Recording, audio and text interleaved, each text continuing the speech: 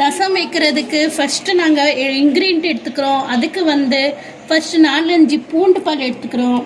அதுக்கப்புறம் மிளகாய், இது என்ன தெரியுமா, க்ரீன் சில்லி, அதுக்கப்புறம் கொஞ்சோன்னு சிறுஜீரகம், அதுக்கப்புறம் 3 தக்காளி பழம். இப்போ இதை நாங்கள் அரிசி ஜார் எடுத்துக்கிறோம். இதில் வந்து 5 பச்சை மிளகாய்,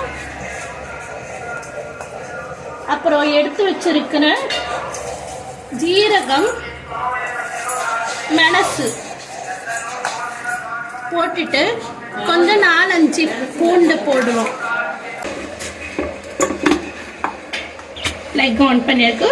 இதை வந்து ரொம்ப அரிக்கக்கூடாது, ஒரு சுத்து இல்லை 2 சுத்து தான் பண்ணணும். இது இந்த மாதிரி கன்சிஸ்டன்சியில் வரணும். இதை எடுத்துக்கிட்டு ஒரு பவுலில் ட்ரான்ஸ்ஃபர் பண்ணணும்.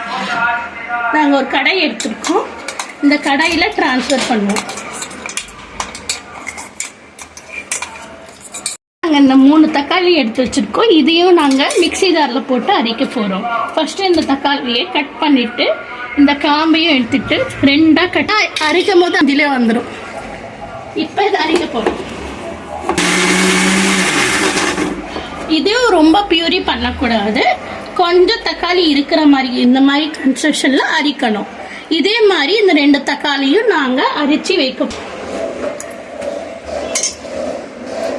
இது கொஞ்சம் பைண்ட் ஆகலை, அதனால திருப்பி கைஸ் இது வந்து பார்த்தீங்கன்னா புளி. இந்த புளியை வந்து ஒரு எலுமிச்சை சைஸில் நான் ஊற வச்சுருக்கேன். இந்த புளியை தான் நாங்கள் மெயின் ரசத்துக்கு யூஸ் பண்ணப்படும். இந்த புளி இல்லைன்னா ரசம் இல்லை. கைஸ் இதை பாருங்கள், நாங்கள் இதை இப்படி பியூரி பண்ணி வச்சுட்டோம். இதை வந்து ஹலோ கைஸ், இப்போ வந்து பார்த்தீங்கன்னா இதில் நாங்கள் தண்ணி ஊற்றிருக்கோம், புளி தண்ணி ஊற்றாச்சு. அதுலேயே தான் நாங்கள் இப்போ தக்காளி, அந்த பூண்டு இதெல்லாம் அரைச்சி போட்டோம் இல்லையா, புளி தண்ணி ஊற்றாச்சு. இப்போ இதில் வந்து மேலே வரைக்கும் நார்மல் வரும். இப்போ இதில் வந்து நாங்கள் 1 டீஸ்பூன் மஞ்சத்தூள் போட போகிறோம். மஞ்சத்தூள் ஏன்னா ரசத்தில் கொஞ்சம் மஞ்சத்தூள் போடணும். 1 டீஸ்பூன் போட்டு இப்போ நாங்கள் இதை கலக்க போகிறோம். அதை நறுக்கி இதில் போட போகிறோம். கொஞ்சம் கொத்தமல்லி தழை, இதை நாங்கள் வந்து இவ்வளோதான் எடுத்துக்கணும், உங்கள் இஷ்டம், கொஞ்சோன்னு எடுத்துட்டா போதும். இதை வந்து இப்படி நறுக்கி நாங்கள் இதில் ஆட் பண்ண போகிறோம். இப்போ இருந்தோன்னா இந்த இன்க்ரீடியன்ட் இந்த பேஸ் வர்ற வரைக்கும் உப்பு போடக்கூடாது. இதுக்கு மேலே தான் நாங்கள் இதில் உப்பு ஆட் பண்ண போகிறோம். இதில் நாங்கள் உப்பு வந்து 4 டேபிள் ஸ்பூன் போட போகிறோம். 1 2 3 4. இப்போது சில பேர் சொல்வீங்க இது அதிகமான உப்பாகும். இது அதிகமான உப்புலாம் கிடைக்காது. ரசத்துக்கு உப்பு கொஞ்சம் தூக்கலாக தான் இருக்கணும். அப்போ தான் அந்த புளிப்பு தன்மை அந்த ரசத்துக்கு நல்லா இறங்கும். அப்போ தான் அது வந்து டேஸ்ட் கொடுக்கும். இப்போ இதை வந்து நாங்கள் ரெடி பண்ணி வச்சுருக்கோம். இதில் தாளிப்பு போட போகிறோம். தாளிப்புக்கு ஒரு கடாயில் கொஞ்சோண்டு எண்ணெய் ஊற்றி இதை சூடு பண்ண வச்சுருக்கோம்.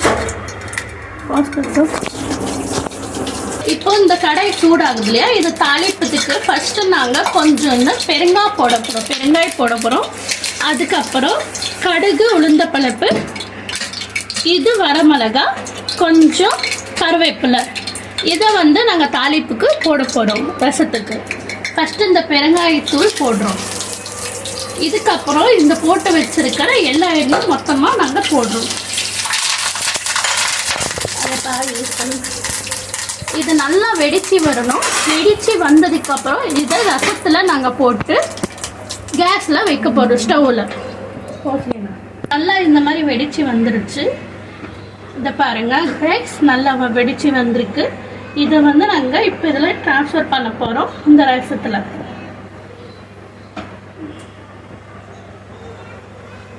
நல்லா மிளகாயெல்லாம் காஞ்சிருச்சு எண்ணெயில். ஸோ இப்போ ட்ரான்ஸ்ஃபர் பண்ணிவிட்டு இப்போ நாங்கள் இதை சைடில் வச்சுடுறோம். இப்போ இந்த ரசத்தை அப்படி இதை வந்து எதுவுமே பண்ணக்கூடாது. இதை அப்படியே தூக்கி நாங்கள் ஸ்டவ் மேலே வைக்கிறோம். இந்த சின்ன ஸ்டவ்வில் வைக்கிறோம். கைஸ் இது நொர கட்டணும். நொர கட்டிட்டு வந்தால் ரசம் ஆயிடுச்சுன்னு ஆகிடும்.